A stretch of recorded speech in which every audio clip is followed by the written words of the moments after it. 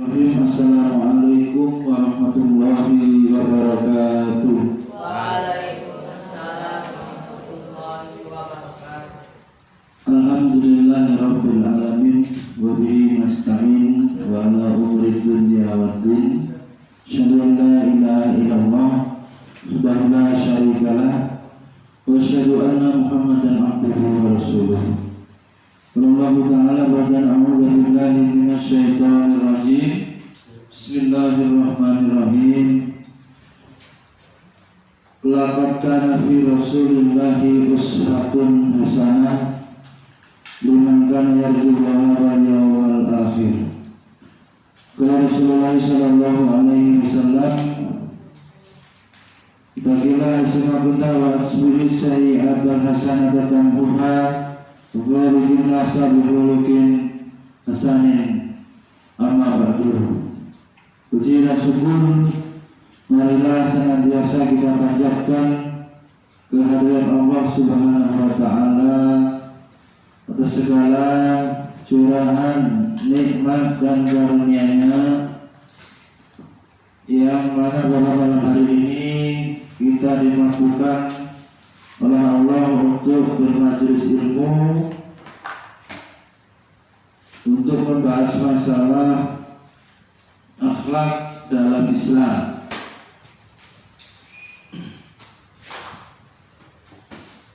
Salawat dan salam senantiasa tercurahkan kepada uswah hasanah kita Nabi Muhammad sallallahu alaihi wasallam, pada keluarga beliau, para sahabat tabi'in, tabi'in dan kita semua umatnya yang senantiasa istiqomah mengikuti jejak langkah beliau ila yaumil qiyamah. Hadirin rahimakumullah, materi kita akhlak.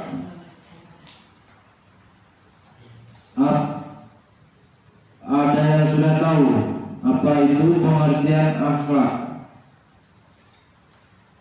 Sofi, akhlak segala sesuatunya ditinjau dari kata, ya, asal kata atau etimologi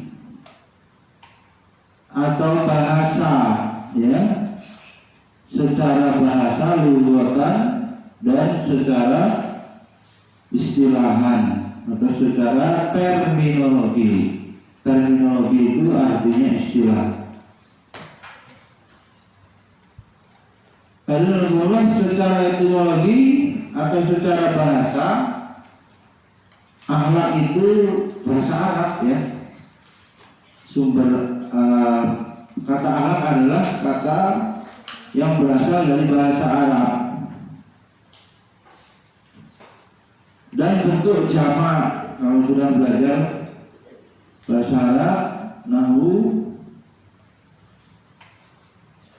kata akhlak itu jamak dari kata khuluq. Jamak dari apa? Khuluq. Yang secara bahasa Indonesia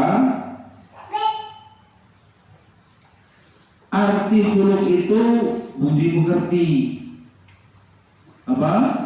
Budi pekerti, perangai, ya, tingkah laku, juga tabiat. Berarti kalau akhlak diterjemahkan secara bahasa, tabiat, tingkah laku, perangai, budi pekerti. Oleh karenanya nanti ada pembagiannya, ya. Kalau hanya secara bahasa artinya seperti itu. Perilakunya bisa baik, perilakunya bisa jadi buruk.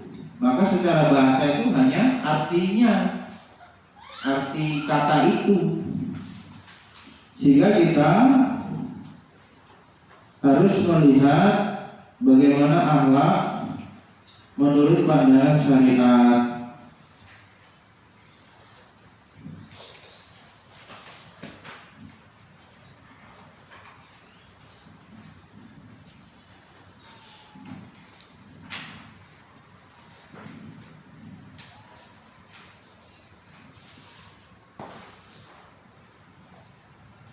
Kemudian apabila kita kaji dari sisi yang lebih luas, ya, kata akhlak, ya, itu ada hubungannya dengan atau ada kesamaan akar kata dari kholik. Nah, apa? Kholik, kholako, kholik. Kholako menciptakan perbuatannya, kholik penciptanya. Makhluk yang diciptakan. Kholki penciptaan. Itu masih ada hubungannya dengan kata akhlak tadi. Ada kesamaan akar kata di atas yang mengisyaratkan bahwa dalam akhlak tercakup pengertian terciptanya keterpaduan antara kehendak kholik, yaitu Allah, dengan perilaku makhluk, yaitu manusia. Atau dengan kata lain, ya, perhatikan, tata perilaku seseorang, perilaku orang ini dan lingkungannya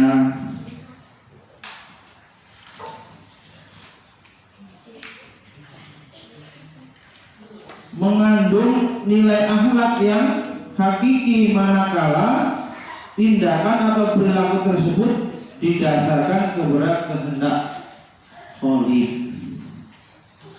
Maka secara bahasa, akhlak ini bukan hanya merupakan aturan atau tata aturan atau norma perilaku yang mengatur hubungan sesama manusia saja, tetapi akhlak dalam Islam itu juga mengatur norma hubungan antara manusia dengan Allah. Jadi berbeda, ya, kalau norma-norma yang dibuat oleh manusia itu hanya seputaran pengaturan tata krama antara manusia dengan manusia, sesama manusia.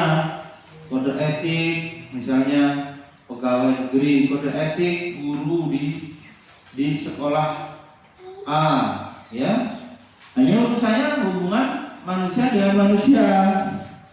Akan tetapi akhlak mencakup hubungan antar manusia, juga hubungan manusia dengan Sang Kholik, manusia dengan Allah. Sekaligus juga akhlak ini juga mengatur hubungan manusia dengan alam semesta, ya, hubungan manusia dengan manusia, hablum minan nas, hubungan manusia dengan Allah, hablum minallah, plus hubungan manusia dengan alam semesta. Kemudian secara terminologi, tadi secara bahasa, sekarang secara nulis lagi. Secara terminologi, ya, atau istilahan, setidaknya untuk membatasi, karena banyak definisi, itu dikemukakan dalam pertemuan ini ada 3. Yang pertama menurut Imam Al-Ghazali, ya, fakhluqu ibaratun an hayatin bin nafsi rasikhatun anha tasdulul af'alu bisuhulatin wa yusrin min ghairi hajatin ila fikrin wa ru'yatin. Ini pendapat pertama, definisi akhlak menurut siapa? Imam Al-Ghazali. Artinya akhlak adalah sifat. Nah, itu yang benar.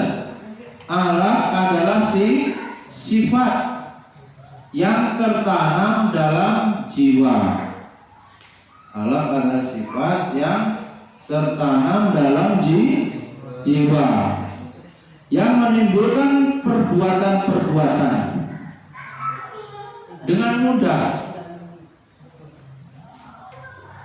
yang mana perbuatan itu dilakukan tanpa perlu pemikiran dan pertimbangan terlebih dahulu.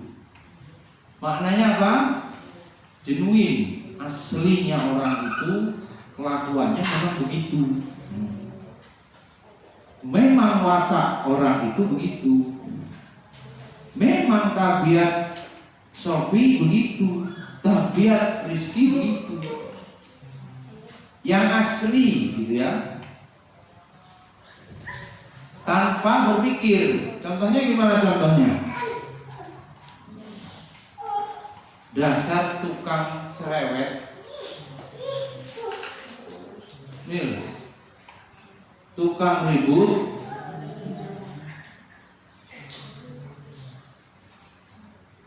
sebentar saja ditinggal oleh guru, santri tersebut ribut. Atau ketika berjumpa, memang hasilnya orangnya kayak gitu, ngobrol, gambar, jorok, males, apalagi cerewet gitu. Aslinya orang kayak gitu, ya. Kalau sudah ada guru datang, santri itu pakai mikir, ya, bersikapnya itu sudah bukan akhlak yang asli. Ada pimpinan lewat, pegawai itu, guru itu, tahu-tahu bupok gitu ya, bilang umpamanya terjadi, bupok, ada bos, ada tua yayasan gitu. Langsung dia berubah style. Nah itu nggak akhlaknya gitu. Jadi dia misalnya berubah jadi apa? Nggak main HP. Itu aslinya orangnya nggak kayak gitu. Itu palsu sudah. Namanya sudah ada rekayasa pikiran. Maka kalau kita dapati santri yang dia berubah setelah ada guru, itu belum bisa disebut dia akhlaknya baik. Misalnya berubah jadi diam setelah Abi Bawa datang, setelah Umi Idahnya datang di kelas SMP, talitanya diam. Ya karuan, itu aslinya orangnya bukan kayak gitu. Karena ada guru, sungkanlah, malulah, nggak enak lah. Itu bukan akhlak. Sudah ada rekayasa. Sudah apa? Sudah ada proses berpikir. Jadi yang pertama yang dilakukan itu atau aslinya dia melakukan apa, itulah yang akhlak. Perbuatan itu memang dia ulang-ulangi terus dengan mudah, nggak pakai mikir, nggak pakai pertimbangan. Ya, kalau umpamanya orangnya malesan, pindah dari tempat yang tidak ada yang ngomelin, dia kembali jadi orang males. Pas di tempat yang diterapkan disiplin, ya dia terpaksa itu mengikuti, tapi itu nggak aslinya. Ya, oleh karena itu bahaya ya kalau ternyata punya tabiat buruk, punya apa?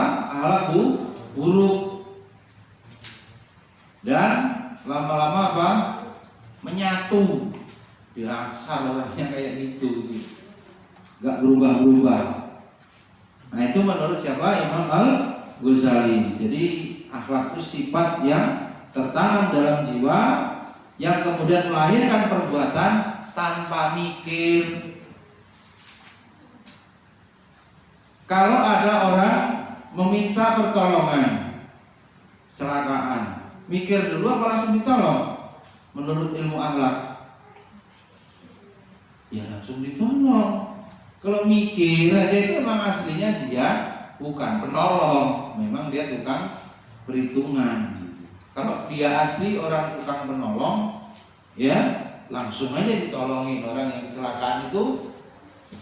Apalagi kalau pakai disuruh sama orang gitu, itu nemen lagi itu. Sampah itu diambil, ya karuan memang orangnya jorok, berarti sampai harus ada orang yang memerintahkan. Memang dasarnya orangnya nggak bersihan istilahnya, nggak rajin. Kalau kolong kamarnya, ya katanya piket, kok masih banyak sampah? Memang aslinya orangnya kayak gitu. Kapan ada yang nyuruh baru bergerak. Kayak robot, jadi remote baru. Robot kadang-kadang pinter gitu, robot cerdas, manusianya ketinggalan. Bangunkan yang tidur. Selalu begitu kamu kalau libur. Liarnya gak karuan, giliran belajar tidur. Yang kedua, akhlak menurut Ibrahim Anis, al-khuluqu halun lin nafsi rasikhatun tasduru anhal a'malu min khairin aw syarri min ghairi hajatin ila fikrin wa ru'yatin. Menurut Ibrahim Anis, akhlak adalah sifat yang tertanam dalam jiwa. Di jiwa kita itu isinya harusnya akhlak ini. Kemudian sifat yang tertanam dalam jiwa yang dengannya lahirlah macam-macam perbuatan, ya, baik atau buruk, tanpa membutuhkan, sama dengan Imam Al-Ghazali di ujungnya, tanpa membutuhkan pemikiran dan pertimbangan. Tuh, jika nanti ada pembagian akhlak, otomatis saja gitu.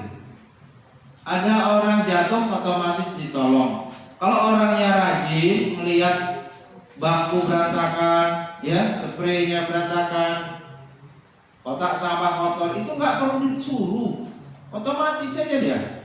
Ada piket nggak piket, ada sampah berserak-serak, oh indah itu perintah Allah, rapi itu perintah agama.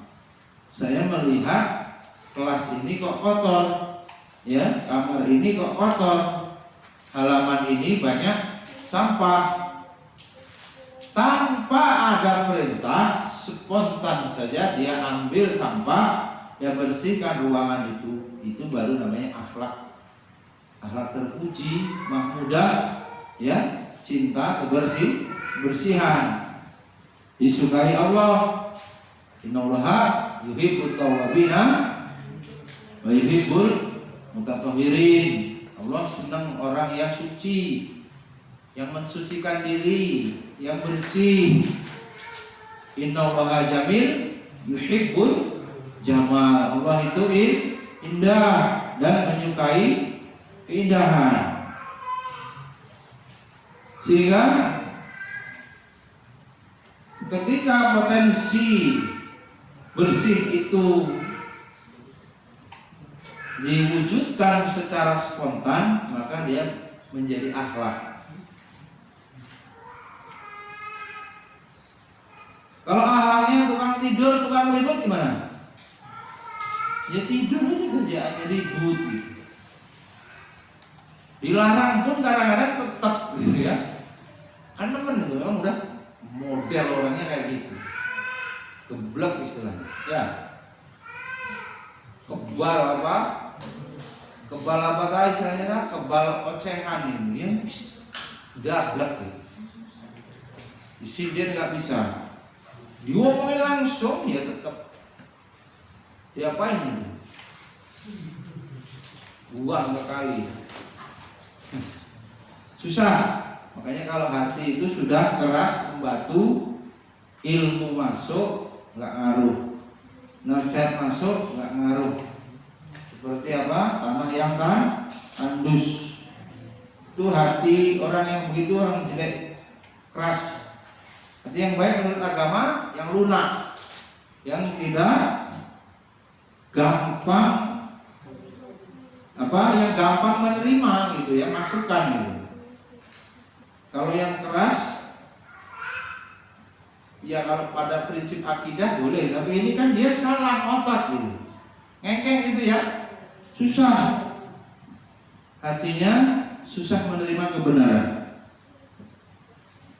Kemudian yang ketiga, Abdul Karim Zaidan, ya menurut Abdul Karim Zaidan, kalau tadi menurut Ibrahim Anas, apa itu akhlak? Majmu'atun minal ma'ani wasifati al-mustaqirrati fin nafsi wa fi doi'iha wa mizaniha yahsunul fi'lu fin nadharil insani aw yaqbuhu wa min sama yaqdumu alaihi aw yahjumu anhu. Kata beliau, akhlak adalah nilai-nilai. Apa? Akhlak adalah nilai-nilai dan sifat-sifat yang tertanam. Nilai-nilai, sifat-sifat yang tertanam dalam jiwa. Yang dengannya sorotan dan timbangannya seseorang dapat menilai perbuatannya baik atau buruk,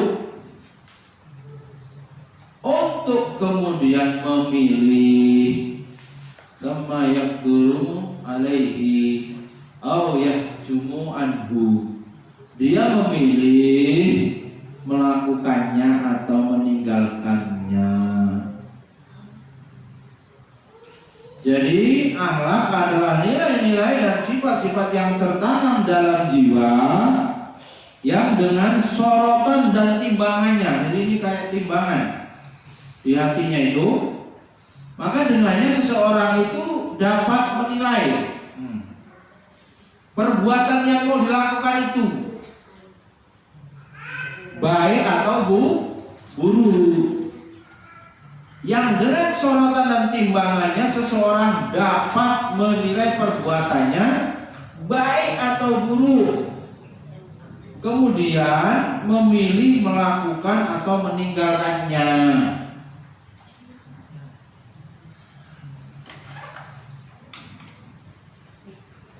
Ya, artinya para sekalian, tiga pendapat ulama-ulama di atas itu sepakat. Yang namanya akhlak itu apa? Sifat yang tertanam di dalam jiwa. Coba di benang merahnya ya, dari tiga pendapat tadi, akhlak adalah sifat yang tertanam di dalam jiwa manusia, sehingga dengan sifat itu akan muncul secara spontan, refleksnya langsung, nggak perlu mikir, nggak perlu pertimbangan dahulu, lalu dia melakukan perbuatan.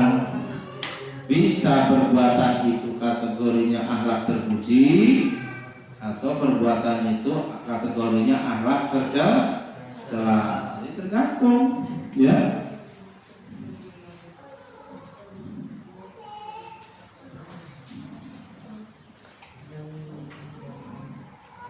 Dan itu dia lakukan mudah saja. Ya. Kalau ada perintah, jangan ribut, tulis yang benar. Kemudian santri itu ingin menuruti perintah guru, ya, pengen nulis, pengen tidak ribut. Ternyata apa? Sulit baginya. Dasar memang hasilnya tukang ribut. Tapi kalau dia memang orangnya nurut, disiplin, beradab, dia menulis itu tanpa perintah. Tahu dia pasti ini disuruh nulis yang penting-penting. Enggak lagi diomel-omelin. Memang orangnya begitu. Yang namanya belajar isinya apa? Menulis, bertanya, ya tahu dia. Duduk yang sopan, menghadap guru, ya, memperhatikan, itu sudah otomatis. Kalau anak itu punya akhlak terpuji, di mana saja, kegiatan apa saja, anak yang santri yang akhlaknya terpuji, kamarnya sudah tahu. Kalau pagi harus bahkan bangun tidur, menyusun merapikan spray, ya kan? Nggak nunggu piket. Yang namanya sampah ya dibuang pada tempatnya. Yang namanya kamar mandi, sekiranya sebelum kotor atau baru kotor sedikit, ya dia bersihkan karena dia tahu kewajibannya menjaga kebersihan bagian daripada adab. Wong itu kan tempat dia sendiri, gitu kan? Yang ditempatin, maka supaya sehat terus dijaga. Supaya apa? Ya supaya bebas dari macam-macam kemudorotan, termasuk penyakit. Penyakit apa ya? Panu, kadas, kudis, kurang, karena sembarangan, ya. Sembarangan, tidak rapi, jamur, ya. Penyebabnya itu lembab.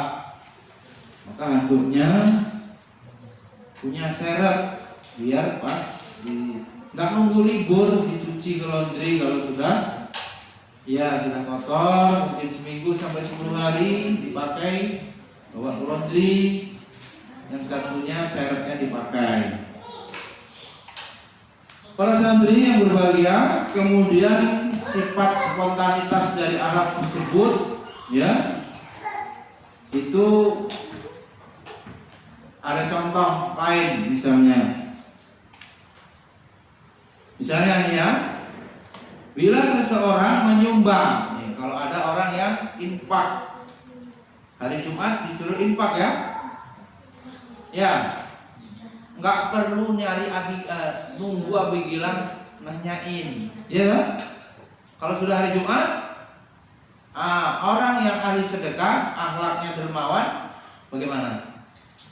Udah ingat sendiri, bukan abi Gilang, infaknya. Nanyain.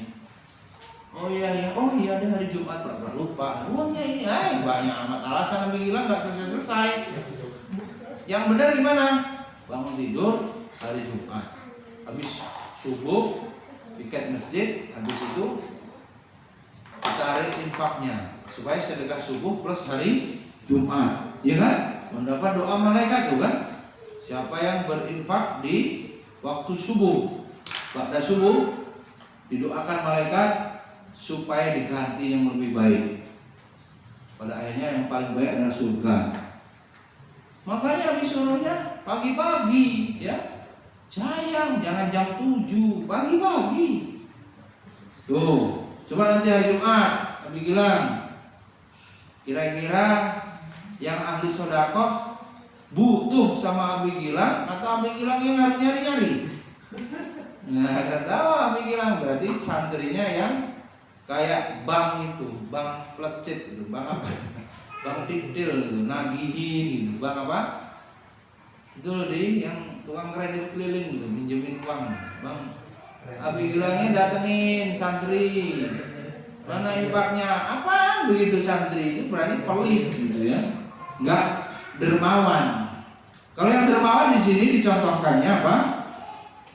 Tahu hari Jumat, tahu ada latihan bersodakoh di hari Jumat, langsung.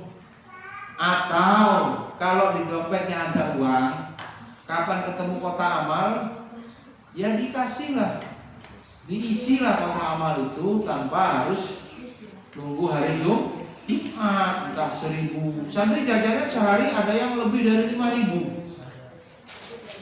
Ngeyel diomonginnya ya. Nggak boleh. Dibatasin berapa? 5.000. Kalau infak tak terbatas. Kalau kamu nggak jajan, kamu infakkan semua, bagus. Tapi jangan nanti lemes, nggak beli jajan ya.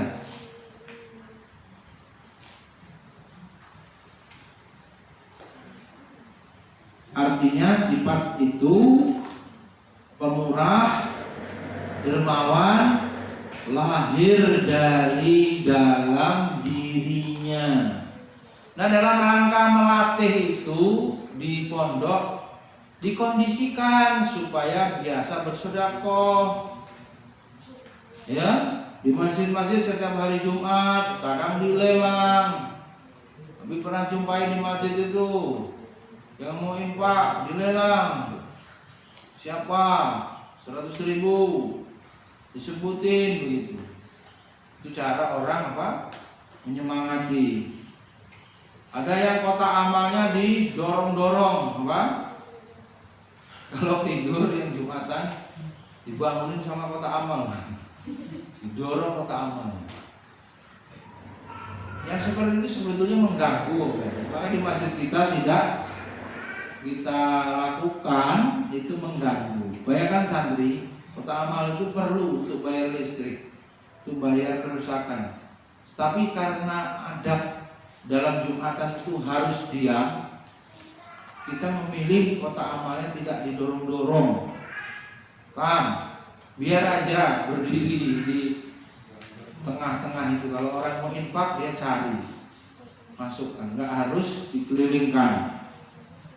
Itu pilihan kita, sebab menjaga gerak-gerak dalam sholat Jumat, mengurangi kekhusyuan. Kadang berisik kan, kadang dikasih ini apa? Geledekan ya, kasih roda ya, dari duduk kayak kereta, kayak gerobak. Ya. Atau kalau sekarang zaman digital begini ya, ada kepenggalangan donasi-donasi melalui WA ya, nggak usah banyak cerita ya, tahu-tahu transfer gitu di. Ya kan? Nggak perlu lagi dijelasin. Emang dia dermawan. Nah itu namanya akhlaknya dermawan.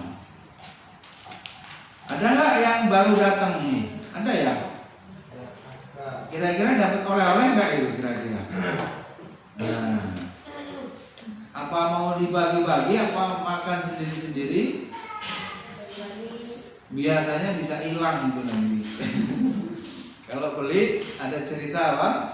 Tapi pernah itu santri curhat, lemarinya dibobol. Lemarinya gak kayak lemari antum, lemarinya lemari papan tapi bobol.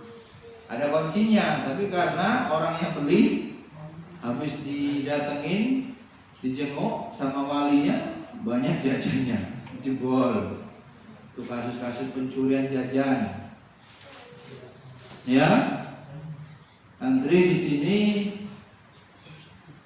kalau memungkinkan rata dibagi, ya. Kalau enggak, gimana caranya jangan buat kawannya pengen ya. Itu enggak baik ya, makanya nyumput-nyumput jangan, makanya di WC nanti. Nah, gara-gara enggak mau berbagi ya, itu juga enggak benar ya, enggak benar. Kalau adanya sedikit ya dipotong. Pernah dapat makanan dipotong di sini? Pernah ya, supaya apa? Rata. Karena yang diberikan sedekahnya tidak cukup. Ya. Jadi akhlak itu para santri sekalian itu enggak ada mikir-mikir, spontan. Lihat kota amal langsung, punya makanan banyak pengen berbagi. Enggak ada yang nyuruh-nyuruh, enggak ada yang mempengaruhi. Konstan, spontan. Ya, nggak perlu pertimbangan, langsung orangnya udah kayak air mengalir, kayak angin berhembus bus gitu.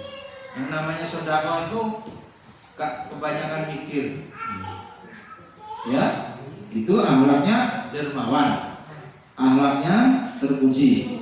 Kalau dalam contoh yang lain ya, kalau orangnya dikatakan orang yang sabar, gimana orang yang sabar?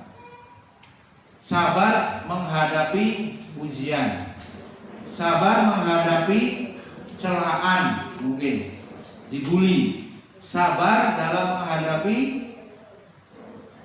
rasa sakit, misalnya dipukul atau keinjak atau apalah. Kalau dia tersakiti, terzalimi itu dia memaafkan, dia menahan diri. As-sabru inda sadmatil ula. Yang namanya sabar itu pada hentakan pertama. Itu kita bisa lihat kalau ada orang yang dikatakan sabar, pas dapat berita kemarin Aab ya, bilang, inna lillahi wa inna ilaihi rajiun. Nenek atau kakek yang meninggal? Neneknya. Pas dengar begitu, Abdullah bagaimana?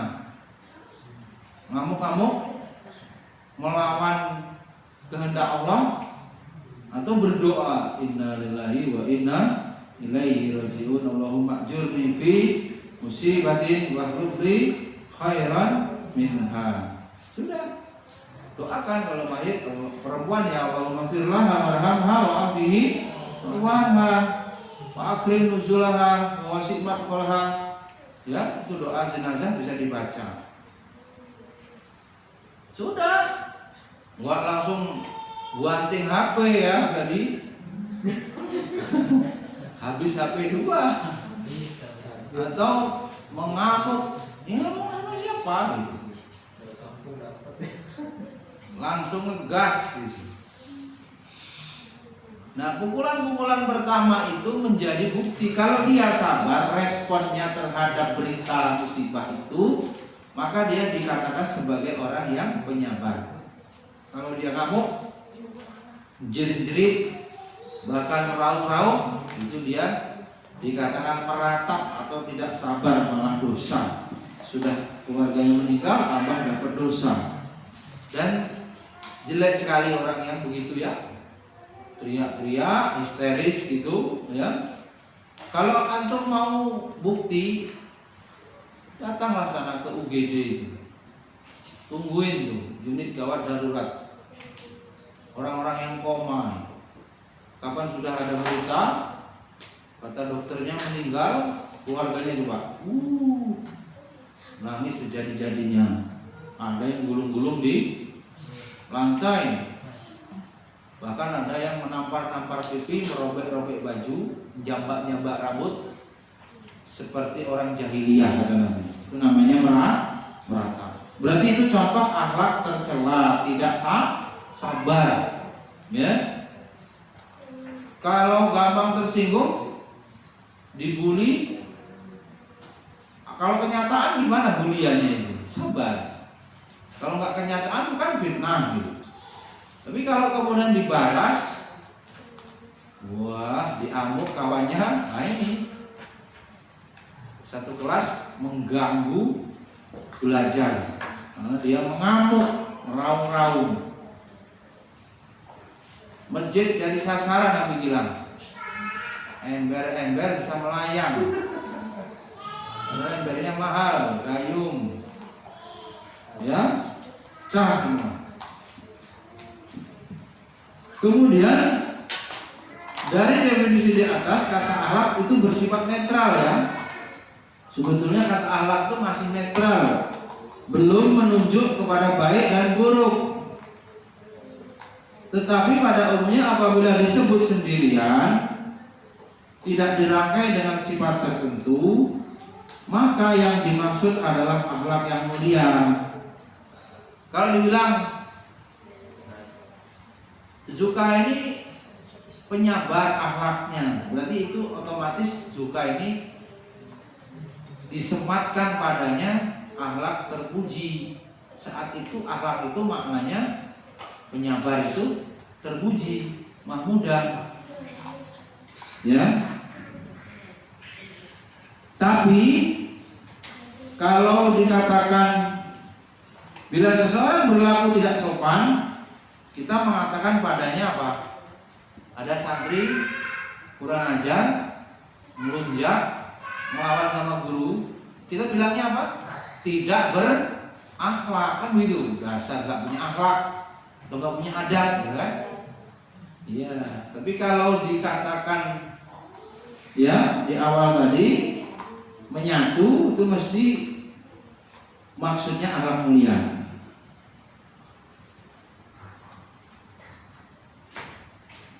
Di samping istilah akhlak juga dikenal ada istilah etika, ada istilah moral. Oh, nggak punya etika, nggak punya moral, katanya begitu. Kalau melanggar, kalau berbuat zalim. Nah, ketika istilah itu sama-sama menentukan apa poinnya, nilai baik atau nilai buruk, baik buruk, sikap perbuatan manusia, ya.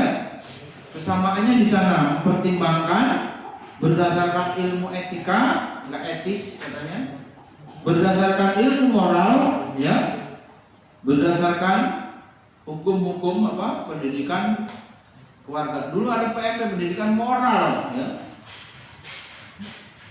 yang ditentukan di negara kita moral, dikatakan bermoral, tidak bermoral, itu ada standarnya.